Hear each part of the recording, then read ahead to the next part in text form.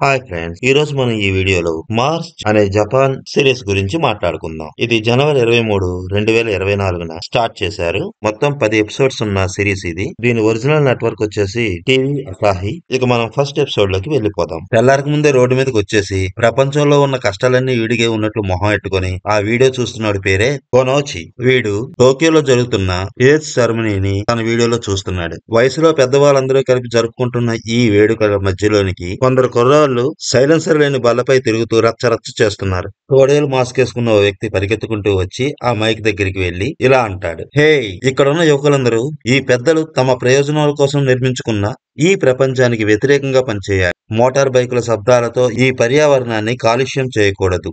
మీలో ఉన్న ఈ శక్తిని మీ ఆశయాలు సాధించడం కోసం ఉపయోగించుకోండి అంటూ అక్కడున్న పెద్దలకు వ్యతిరేకంగా స్పీచ్ ఇస్తాడు. స్పీచ్ ఇవ్వడం నచ్చని కొందరు అతనిపై అటాక్ చేయబోతారు. వాళ్ళతో అతను ఫైట్ చేస్తూ, మీరు ఎంతకాలమని ఈ కుళ్ళు పట్టిన సమాజంలో ఉంటారు? మీరు ఈ సమాజానికి వ్యతిరేకంగా పోరాడాల్సిన సమయం ఇది.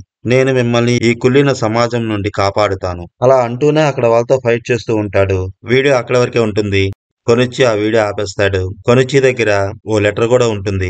ఆ లెటర్ ని, ఫోన్ ని అక్కడే కింద పెట్టేసి స్పీడ్ గా వెహికల్స్ వెళ్తున్న ఆ రోడ్డు మధ్యలో నిలబడి కళ్ళు మూసుకొని 2 చేతులు చాపి బాయ్ మార్స్ అంటాడు. ఇప్పుడే ఇగో ఈ తెల్లజుత్తోడు ఇక్కడికి వస్తాడు. కిందనున్న ఆ లెటర్ ని, ఫోన్ ని తీసుకుంటాడు. చాలా క్యూట్ గా నవ్వుతూ మనోడి సెల్ తోనే వీడియో తీసుకుంటాడు. ప్రశాంతంగా సూసైడ్ చేసుకుందామంటే ఏంటి డిస్టర్బెన్స్ అనుకుంటూ కొనిచ్చి అతనితో, హలో, ఎక్స్క్యూజ్ మీ, అది నా ఫోన్, ప్లీజ్ నా ఫోన్ నాకు ఇచ్చేసాయి అంటాడు. అప్పుడు ఆ తెల్లజుత్తోడు, ఏంటి చచ్చిపోవాలనుకుంటున్నావా?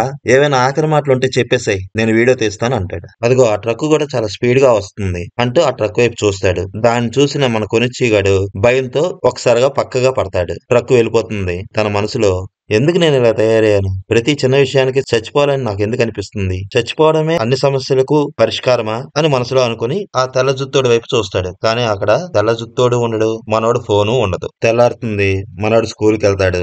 స్కూల్లో కొందరు బ్యాడ్ బాయ్స్ ఉంటారు. వాళ్ళు మన కొనిచ్చిని ఎప్పుడు ఏడిపిస్తూ ఉంటారు. స్కూల్ కి వచ్చిన కొనిచ్చిని వాళ్ళ క్లాస్ రూమ్ నుండి చూసి పైనుండి కిందనున్న కొనిచ్చిని పిలుస్తూ రారా అంటారు.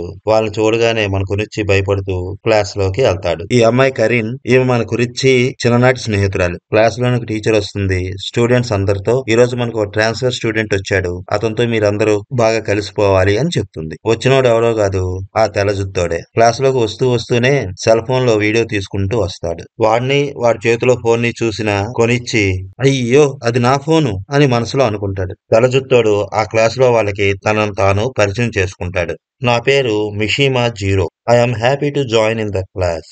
నేను మీ అందరికన్నా 1 సంవత్సరం పెద్దవాడిని. అందుకో కారణం ఉంది. ఏదేమైనా మనందరం కలిసిపోతామని నేను ఆశిస్తున్నాను అని అంటాడు. పక్కనే ఉన్న టీచర్, ముందు నీ సెల్ ఫోన్ ఆఫ్ చేయి కోపంగా అతనితో అంటుంది. అతను కూడా, టీచర్ కి నా మీద కోపం వచ్చింది అంటూ ఆ రికార్డింగ్ ఆపేస్తాడు. క్లాస్ అయిపోతుంది. తెల్లజుత్తోడు మన కొనిచ్చి వెనకాతలే వీడియో తీస్తూ వెంబడబడతాడు.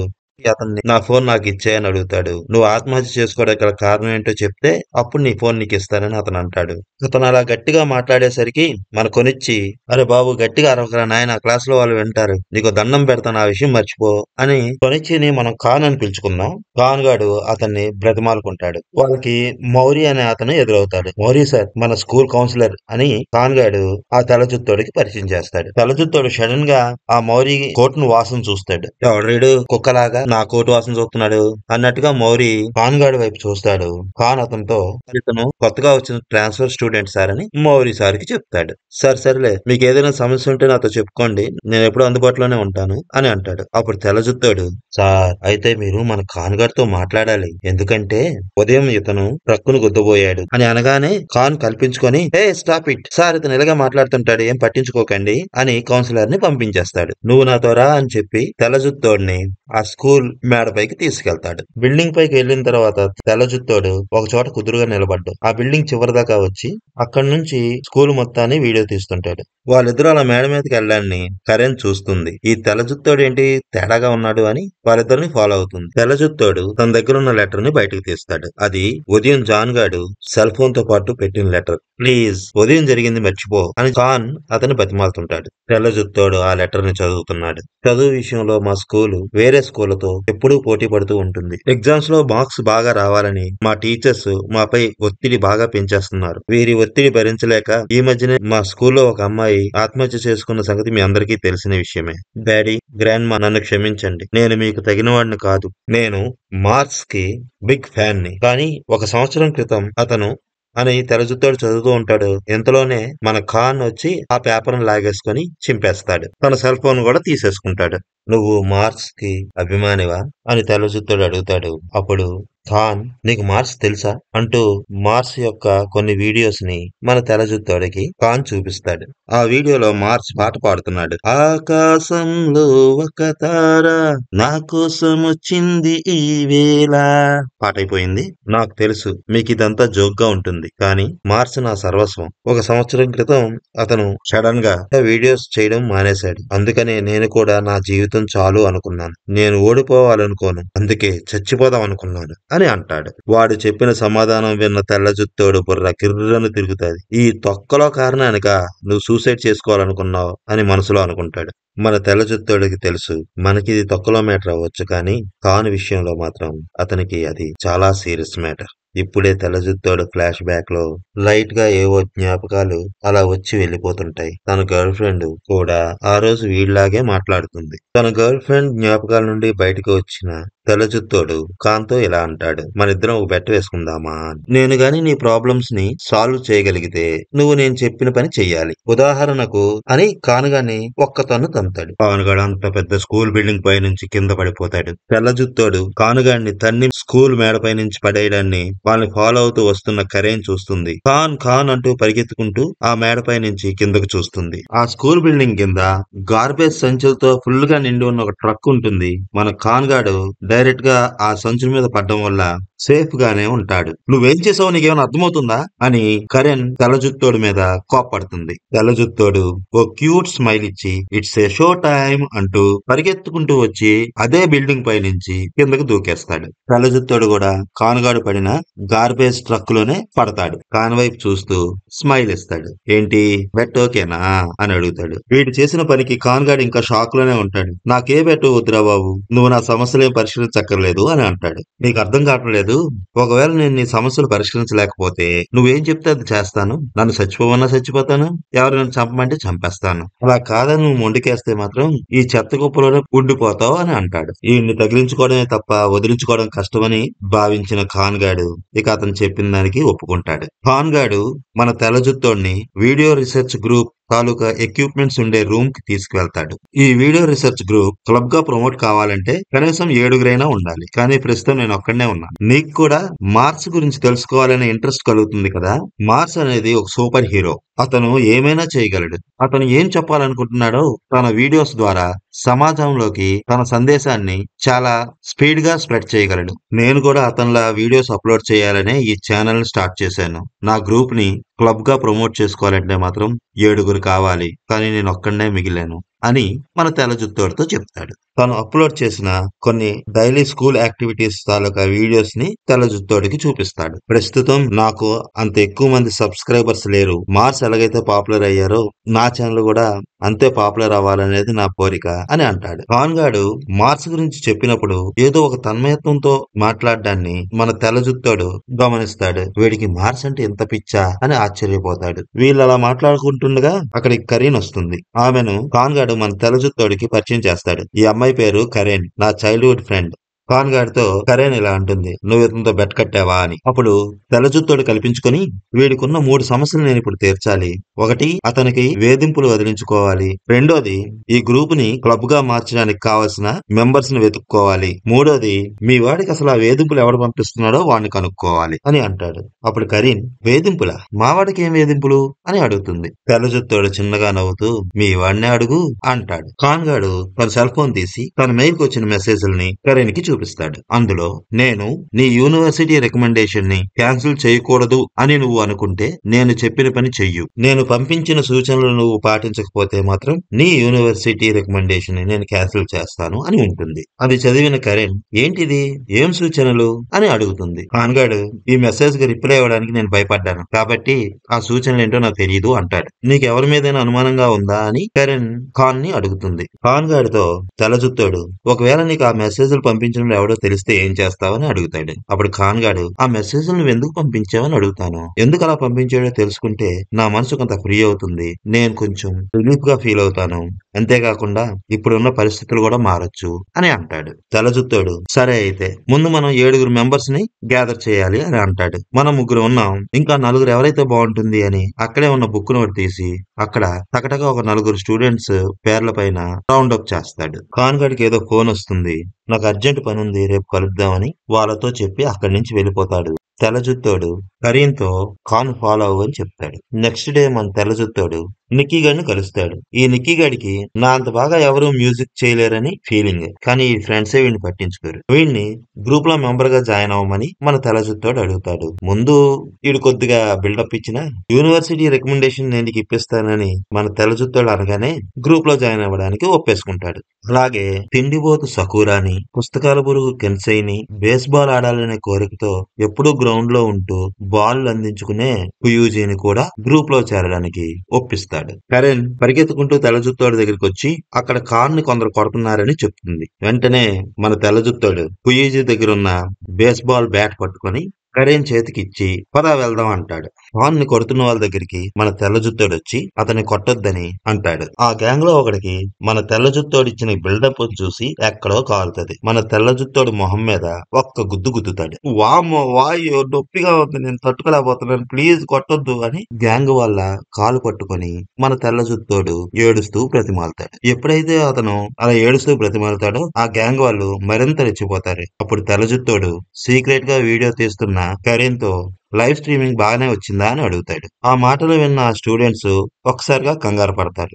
వాళ్ళ సెల్ ఫోన్లు తీసి వీళ్ళ ఛానల్ ను ఓపెన్ చేసి చూస్తారు. ఒక్కసారిగా షాక్ అవుతారు. ఇప్పుడు దాకా ఇక్కడ జరిగిందంతా కూడా వాళ్ళ ఛానల్లో అప్లోడ్ అయి ఉంటుంది. వీడియో తీస్తున్న కరీంతో తెల్లజుత్తాడు ఇక నువ్వు రెస్ట్ తీసుకో అని చెప్పి వీడియో కట్ చేయమంటాడు. ఎప్పుడైతే కరీం వీడియో ఆఫ్ చేస్తుందో వెంటనే తెల్లజుత్తాడు ఇక రెచ్చిపోతాడు. ఆ గ్యాంగ్ మొత్తానికి ఒక రేవెట్టేస్తాడు. వాళ్ళందరినీ తాళ్లతో కట్టేసి ఒక మూల కూర్చోబెడతాడు. ఖాన్ గాడి చేతికి బ్యాట్ ఇచ్చి వాళ్ళని కుమ్మేయమంటాడు. నెక్స్ట్ డే ఆ స్కూల్ ప్రిన్సిపల్ మన తెల్లజుత్తోడిని ఖాన్ ని తన దగ్గరికి పిలిపించుకుంటాడు. నిన్న మీ వీడియో బాగా వైరల్ అయ్యిందని వాళ్ళతో అంటాడు. మన స్కూల్ రెప్యుటేషన్ మీ దెబ్బతో సంకనాకి పోయింది. మీ మీద అటాక్ చేసిన ఆ కుర్రాళ్ళందరూ కూడా ఇప్పుడు హాస్పిటల్లో ఉన్నారు. వాళ్ళ చేతిలో మీరిద్దరూ బాధితులని నాకు తెలుసు. వాళ్ళు వాళ్ళ తప్పును ఒప్పుకున్నారు. వాళ్ళంతటా వాళ్ళే డ్రాప్ అవుట్ అయిపోయారు. కాబట్టి మిమ్మల్ని వదిలేస్తున్నాను, కొద్దిగా జాగ్రత్తగా ఉండండి అని చెప్పి అక్కడి నుంచి పంపించేస్తారు. ప్రిన్సిపల్ రూమ్ నుంచి బయటకు వస్తున్న ఖాన్ తెల్లజుత్తోడితో నిన్న నువ్వు వాళ్ళని కొట్టేటప్పుడు ఒకడు చెవులో ఏదో చెప్తున్నావు, ఏంటది అని అడుగుతాడు. అప్పుడు తెల్లజుత్తోడు నవ్వుతూ వాడితో నేను అన్న మాటలా, ఏం లేదు, డ్రగ్స్ వాడుతున్నావు కదా, పోలీసులతో చెప్పమంటావా అని అడిగాను అంటాడు. ఏదైతేనే నువ్వు ఒక విషయం మర్చిపోతున్నావు, నీకున్న ఒక ప్రాబ్లం నేను సాల్వ్ చేశాను అని తెల్లజుత్తోడు మన ఖాన్ గారితో నవ్వుతూ అంటాడు. అలా వాళ్ళు వాళ్ళ వీడియో రీసెర్చ్ రూమ్ కి వెళ్తారు. వాళ్ళకన్నా ముందే వాళ్ళ ఫ్రెండ్స్ అందరూ కూడా ఆ రూమ్ లో వీళ్ళిద్దరి కోసం వెయిట్ చేస్తూ ఉంటారు. నిన్నటి మన వీడియో చాలా వైరల్ అయ్యింది అని లోపలికి వస్తున్న వీళ్ళిద్దరితోని వాళ్ళు అంటారు. వాళ్ళందరినీ అలా చూడగానే ఖాన్ చాలా సంతోషిస్తాడు. అప్పుడు తెల్లజుత్తోడు వాళ్ళందరితోని ఇప్పుడు మనం 7 మెంబర్స్ అయిపోయాం కాబట్టి నా రెండో మిషన్ కూడా కంప్లీట్ అయిపోయింది. ఇక మిగిలింది ఖాన్ కి ఆ థ్రెట్ మెసేజెస్ ఎవరు పంపిస్తున్నారు అనేది కనుక్కోవడమే అని అంటారు. ఇక వాళ్ళందరూ కలిపి ఆ థ్రెట్ మెసేజ్ పంపించిన ఎవరా అనేది థింక్ చేయడం స్టార్ట్ చేస్తారు. అందులో ఒకడు ఈ మెసేజ్ పంపించింది ఖచ్చితంగా ఒక టీచర్ అయి ఉంటాడు. ఒక టీచర్ కు మాత్రమే యూనివర్సిటీ రికమెండేషన్ ని క్యాన్సిల్ చేసే అథారిటీ ఉంటుంది. ఈ విషయం తెలుసుకోవడానికి మనం డిటెక్టివ్ లా పనిచేయాలని వాళ్ళలో వాళ్ళు అనుకుంటారు. మీరు అతన్ని గాని కనుకుంటే నేను ఖాన్ కి ఇచ్చిన ప్రామిస్ ని ఫుల్ఫిల్ చేసిన వాడిని అవుతాను అని తెల్లజుత్తోడు వాళ్ళందరితోని అంటాడు. ఇక వాళ్ళందరూ మన ఖాన్ కి థ్రెట్టింగ్ మెసేజ్ పంపించిన వ్యక్తి ఎవరు అనేది కనుక్కునే పనిలో పడతారు. చివరికి వారందరూ కలిపి ఆఫీస్ స్టాఫ్ రూమ్ లో ఏమైనా ఆధారాలు దొరకొచ్చనే నిర్ణయానికి వస్తారు. ఆ రోజు రాత్రి వీళ్ళందరూ కలిపి స్కూల్ ఆఫీస్ స్టాఫ్ రూమ్ లోకి దొంగతనంగా ప్రవేశిస్తారు. అక్కడ అన్ని రికార్డ్స్ ని చెక్ చేస్తారు. అప్పుడు మన తెల్లజుత్తోడు ఓ సిస్టమ్ ముందు కూర్చొని చాలా ఈజీగా పాస్వర్డ్స్ క్రాక్ చేస్తూ ఆ సిస్టమ్ లోని డేటాని డౌన్లోడ్ చేసుకుంటాడు. ఆ టైంలోనే వాచ్మెన్ అటువైపు రావడాన్ని గమనించి వాళ్ళందరూ వేరే మార్గం ద్వారా బయటకు వచ్చేస్తారు. అలా అందరూ బయటకు పారిపోతుండగా ఎందుకో గాని తెల్లజుత్తోడు సడన్ గా ఆగి ఒకసారి వెనుతిరిగి చూస్తాడు. ఆ స్కూల్ వెనక భాగంలో ఓ గేట్ క్లోజ్ చేసి ఉంటుంది. దానికి నో ఎంట్రీ బోర్డు తగిలించి ఉంటుంది. దాన్ని చూసిన తెల్లజుత్తోడు చిన్నగా నవ్వుకుంటూ అక్కడి నుంచి వెళ్ళిపోతాడు. మరుసటి రోజు ఉదయాన్నే ఆ స్కూల్ ప్రిన్సిపల్ టీచర్స్ అందరిని పిలిచి రాత్రి 8:30 ఆ టైంలో మన స్కూల్లో దొంగలు పడ్డారు, ఏమైనా పోయాయేమో చెక్ చేయండి అని వాళ్ళతో చెప్తాడు. వీడియో రీసెర్చ్ గ్రూప్ మెంబర్స్ అందరూ కలిపి ఎక్విప్మెంట్ రూమ్ లో ఉదయాన్నే కలుస్తారు. అక్కడికి మన తెల్లజుత్తోడు లేట్ గా వస్తాడు. వాళ్ళు అతనితో ఏమైనా ఆధారాలు దొరికాయా అని అడుగుతారు. అప్పుడు అతను మొన్న దెబ్బలు తిన్న స్టూడెంట్ ని ఇంట్రాగేట్ చేసిన విషయాన్ని చూపిస్తాడు. ఇంతకీ నువ్వు రాత్రి ఏం కనిపెట్టావని వాళ్ళు మన తెల్లజుత్తోడిని అడుగుతారు. దొంగ దొరికేశాడు అని తెల్లజుత్తోడు వాళ్ళతో చెప్తాడు. ఈ రోజు రాత్రి 8 గంటలకి షాకింగ్ లైవ్ స్ట్రీమింగ్ జరుగుతుందని వాళ్ళ గ్రూప్ లో మెసేజ్ పెడతాడు. ఆ గ్రూప్ ని ఫాలో అవుతున్న వాళ్ళందరూ కూడా ఏంటా షాకింగ్ న్యూస్ అని చాలా యాంగ్జైటీగా వాళ్ళ ఛానల్ ని చూస్తూ ఉంటారు. రాత్రి అవుతుంది. కరెన్ ఆ స్కూల్ ఆడిటోరియం రూమ్ లో ఎవరి కోసమో వెయిట్ చేస్తూ ఉంటుంది. ఆమెకు ఎదురుగా ఆ స్కూల్ కౌన్సిలర్ వస్తాడు. నువ్వు నా కోసం ఎదురు చూస్తున్నావా అని ఆ అమ్మాయిని అతను అడుగుతాడు. యాక్చువల్లీ నా ఫ్రెండ్ దీని గురించి చెప్పింది, నేను అడిగింది ఎక్కడ అని అతను అడుగుతుంది. అతను ఆమెకి ఓ బాక్స్ ఇస్తాడు. అది ఓపెన్ చేసి చూస్తే అందులో కొన్ని టాబ్లెట్స్ లాంటివి ఉంటాయి. వాటిని చూడగానే మన కరీన్ ఫేస్ లో కలర్స్ మారుతాయి. అంటే అసలు దొంగ నువ్వేనన్నమాట అని అతని వైపు కోపంగా చూస్తుంది. సడన్ గా అక్కడికి మన వాళ్ళు లైవ్ స్ట్రీమింగ్ వీడియో తీస్తూ వస్తారు. వాళ్ళు మౌరి సార్ ముందుకు వచ్చి మేము వీడియో రీసెర్చ్ గ్రూప్ నుంచి వచ్చాము, ఇప్పుడు ఇక్కడ జరుగుతుంది ఈ ప్రపంచం మొత్తం చూస్తుంది అని అంటారు. కెరెన్ కెమెరా ముందు నిలబడి ఇతను నాకు ఈ బాక్స్ ఇచ్చాడు, ఈ బాక్స్ ఏవో టాబ్లెట్ లాంటివి ఉన్నాయి, బహుశా ఇవి ఇల్లీగల్ డ్రగ్స్ అయి ఉండొచ్చు అని కెమెరాకు చూపిస్తుంది. తెల్లజుత్తోడు వాళ్ళతో ఇలా అంటాడు. ఈ డ్రగ్ సౌత్ ఆఫ్రికాలో పెంచబడే ఓ మొక్క నుండి వస్తుంది. ఈ డ్రగ్ ని కామన్ గా అందరూ ఎఫ్ అని పిలుస్తారు. ఇది మీకు చాలా ఈజీగా దొరికేసిందే, దీనిని మీరు మన స్టూడెంట్స్ కి డిస్ట్రిబ్యూట్ చేస్తున్నారా? ఇలా ఈ స్టూడెంట్స్ అందరూ కలిపి ఆ కౌన్సిలర్ ని గట్టిగా నిలదీస్తారు. ఈ వీడియో కొన్ని క్షణాల్లోనే చాలా పాపులర్ అయిపోతుంది. మౌరీ సార్ ఆ స్టూడెంట్స్ వైపు చూస్తూ ఏంటి నాన్ సెన్స్ అంతా, నేను ఆ అమ్మాయికి ఇచ్చింది నార్మల్ సప్లిమెంటరీ, ఇది హెల్త్ కి మంచిది, కావాలంటే వెళ్ళి చెక్ చేసుకోండి అంటాడు. తెల్లజుత్తోడు వెళ్ళి ఆ డ్రగ్ ని చెక్ చేస్తాడు. నిజమే, ఇది డ్రగ్ కాదు అని వాళ్ళతో అంటాడు.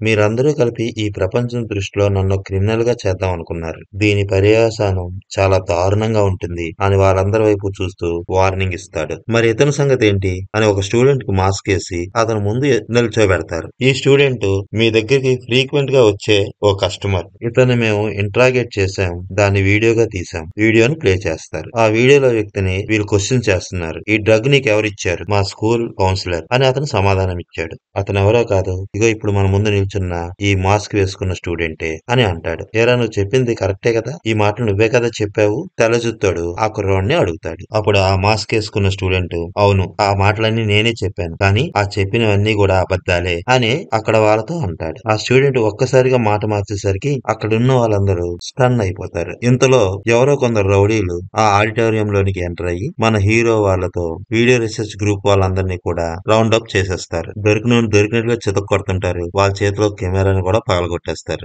ఎప్పుడైతే వాళ్ళ చేతిలో కెమెరా పగిలిపోతుందో అక్కడికి వచ్చిన గూండాలు వాళ్ళ మొహాలకున్న మాస్కుల్ని తీసేస్తారు. ఆల్మోస్ట్ ఇంక వీళ్ళ పని అయిపోయింది అనుకునే టైంలో ఎక్స్క్యూజ్ మీ, అటెన్షన్ ప్లీజ్ అంటూ ఓ తోడేలు మాస్క్ వేసుకున్న వ్యక్తి అక్కడ ప్రత్యక్షమవుతాడు. చాలా రోజుల తర్వాత మళ్ళీ మనం కలుసుకున్నాం కదా.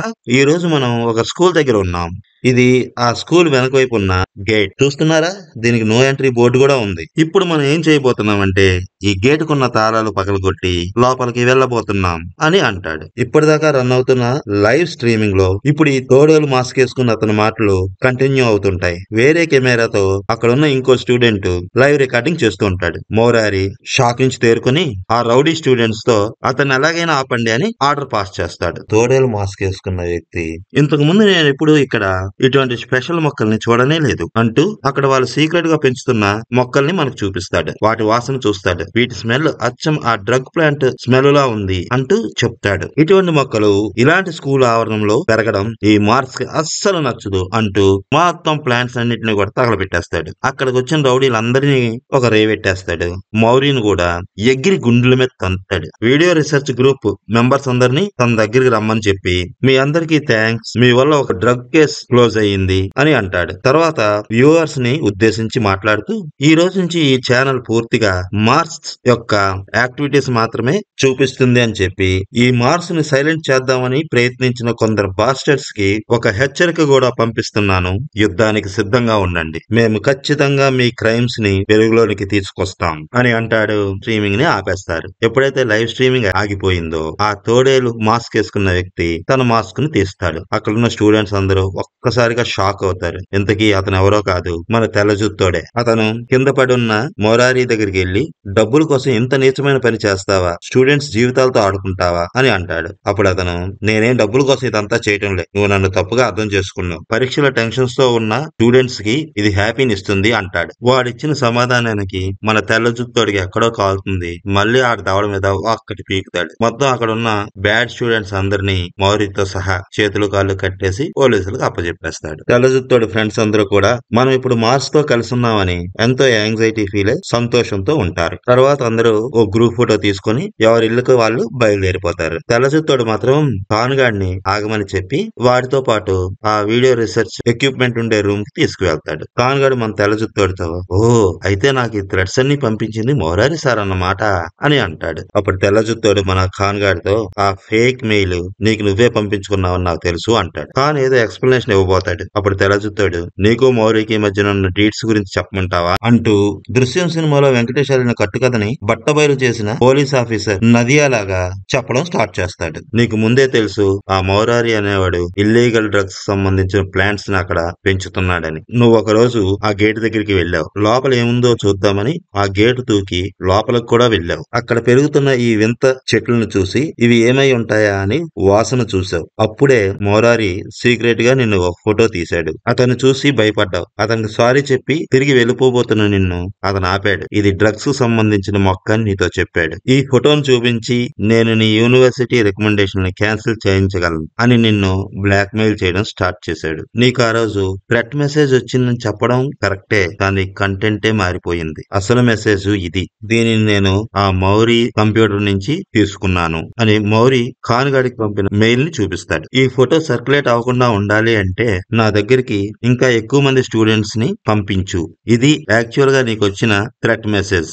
ఆ రోజు నుంచి నువ్వు అతని ఇన్స్ట్రక్షన్స్ ని ఫాలో అవుతూ వచ్చావు. మంచిగా ఉండే ఆ స్టూడెంట్స్ తో ప్రాబ్లం నువ్వే క్రియేట్ చేసావు. ఆ ప్రాబ్లం సాల్వ్ చేయడం కోసమని వాళ్ళని మొరారికి నువ్వే దగ్గర చేసావు. స్టూడెంట్స్ ని తన దగ్గరికి రప్పించుకోవడం కోసం వాళ్ళకి డ్రగ్స్ అలవాటు చేయడం కోసం ఆ మౌరారి నిన్ను బాగా వాడుకున్నాడు. ఇదంతా చేసిన నువ్వు తప్పించుకోవడం కోసమని ఈ ఫేక్ ఈమెయిల్ డ్రామా ఆడావు అని తెల్లజుత్తోడు మన ఖాన్ గాడితో అంటాడు. ఆ మాటలు విన్న ఖాన్ గాడు మన తెల్లజుత్తోడితో నన్నేం చేయమంటావు, నువ్వు అనుకున్నట్లు వాళ్ళే మంచోళ్ళు కాదు. ఎగ్జామ్ స్ట్రెస్ నుంచి రిలీఫ్ అవడం కోసం నన్ను అవుట్లెట్ లో వాడుకున్నారు. ఒక పక్క మౌరి సార్ టార్చర్, వాళ్ళు డ్రగ్స్ అలవాటు పడ్డానికి నేనెలా కారణం అవుతాను? వీళ్ళు ఆ డ్రగ్స్ ని రిజెక్ట్ చేయలేరా?